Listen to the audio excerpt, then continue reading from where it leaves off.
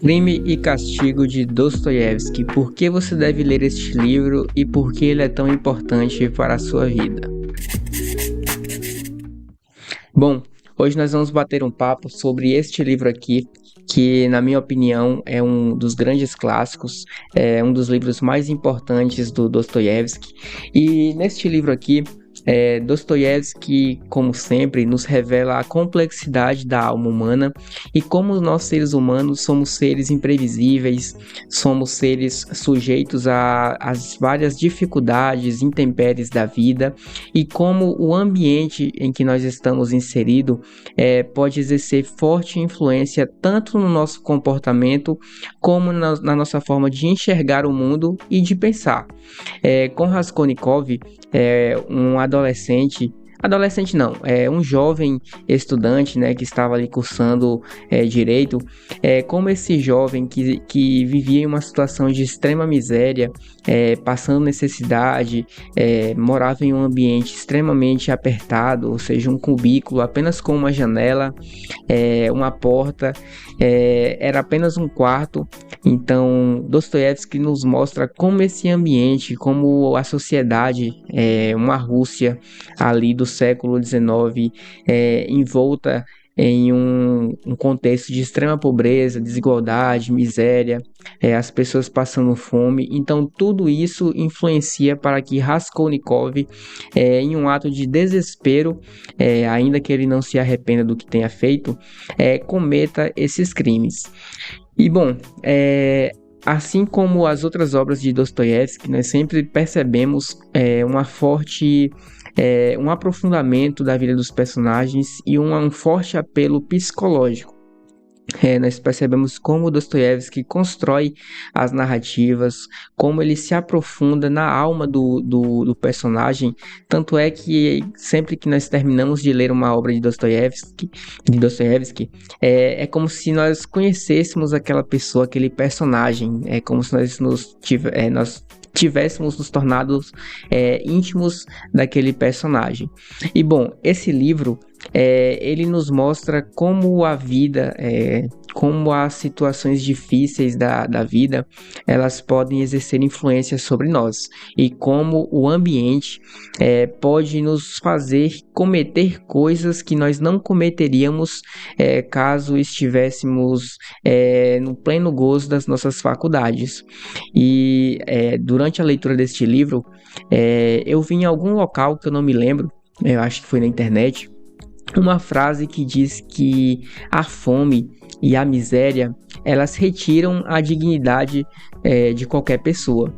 E ao refletir sobre essa frase, eu fiquei pensando, caramba, Raskolnikov, um estudante, teve que deixar a faculdade porque não estava mais conseguindo se manter.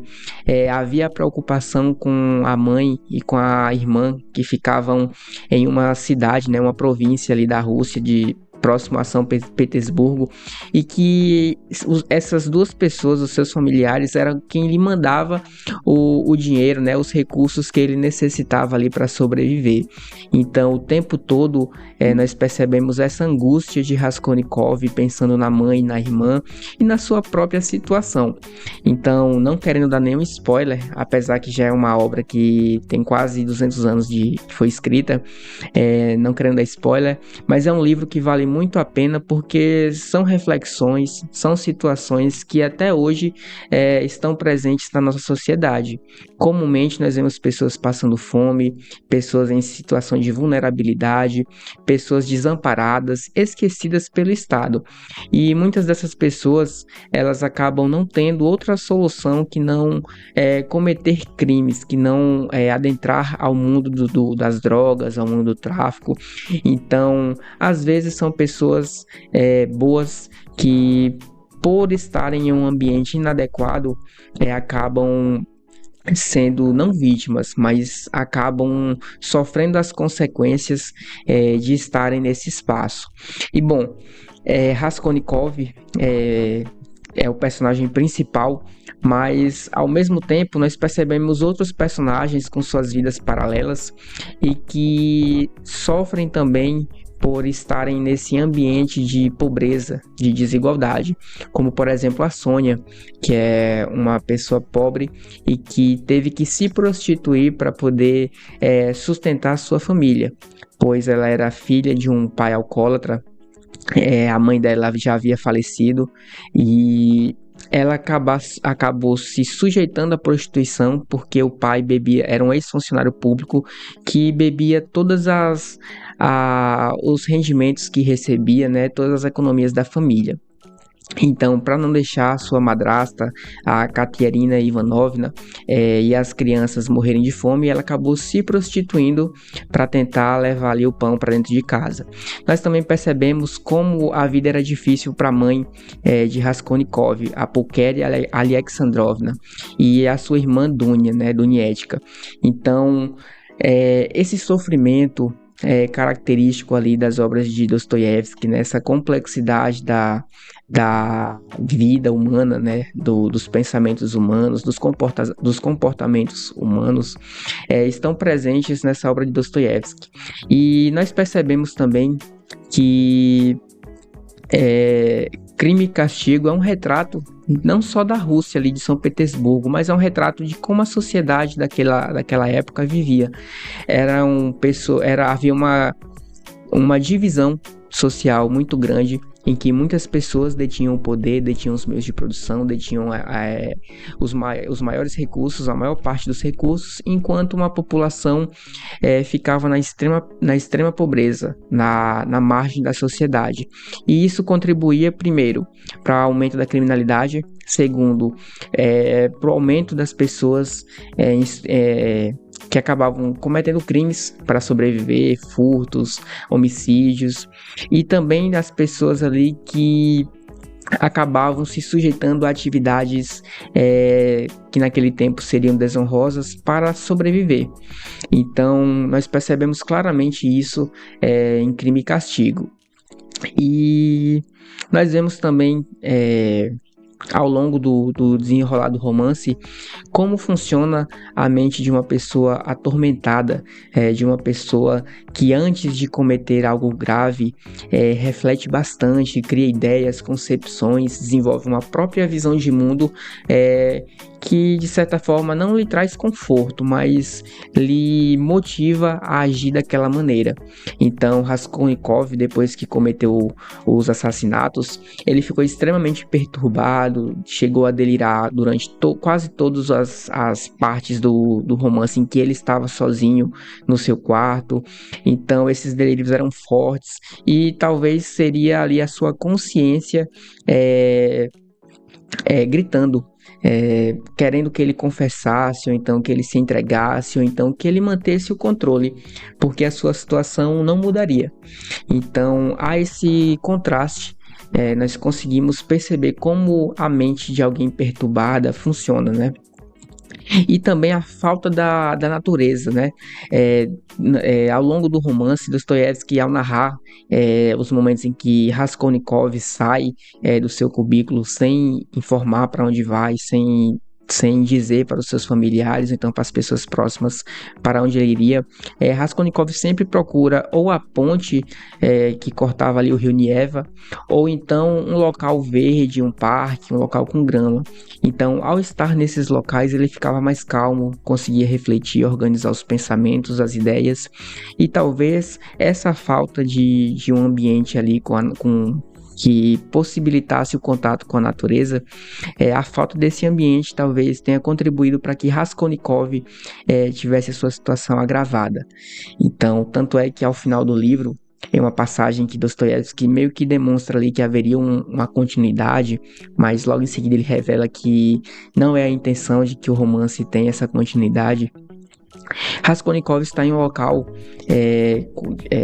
em que no horizonte se revela uma paisagem com sons de pessoas ao fundo e à beira de um rio. Então ali é como se ele tivesse encontrado a paz que durante todo o desenrolar do romance, antes dos acontecimentos que culminaram no desfecho final do livro. Então antes desses acontecimentos, é como se ele tivesse encontrado essa paz, esse sentido na vida. E isso, de certa forma, lhe reconforta e lhe faz ver uma perspectiva além do cárcere, né? Além do confinamento em que ele acabou acabou se sujeitando, não se sujeitando, acabou lhe sendo imposto. Então, esse aqui é um livro muito importante, eu recomendo. Se você já é leitor, vai ser uma leitura agradável, vai ser uma leitura boa.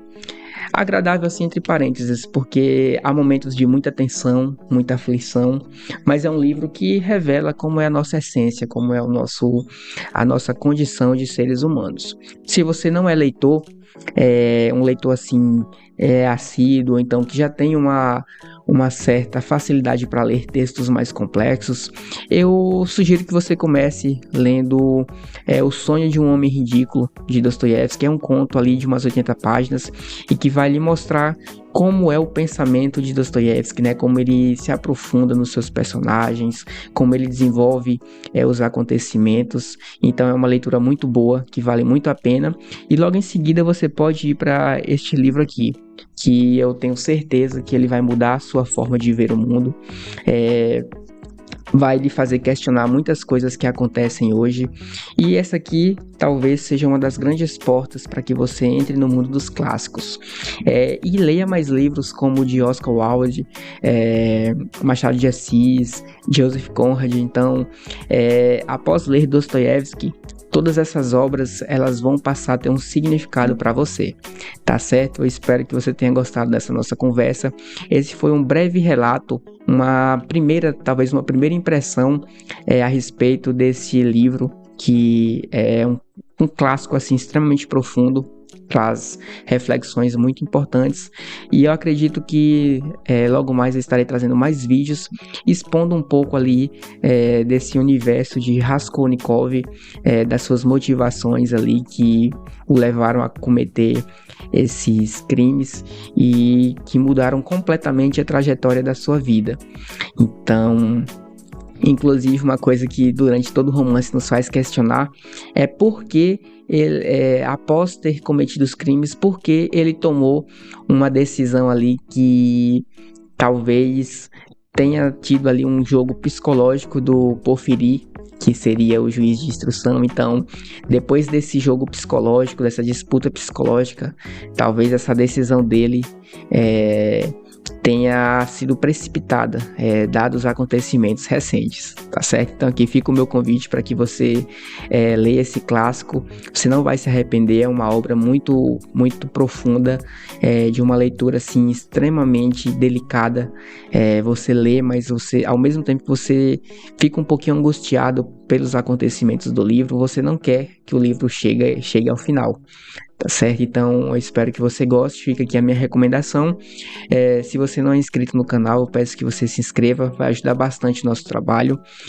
O nosso objetivo aqui é toda semana trazer conteúdos que agreguem valor, que revelem o valor também da literatura, da leitura, dos clássicos. Então esse conteúdo é feito para você e eu espero que ele te ajude de alguma forma.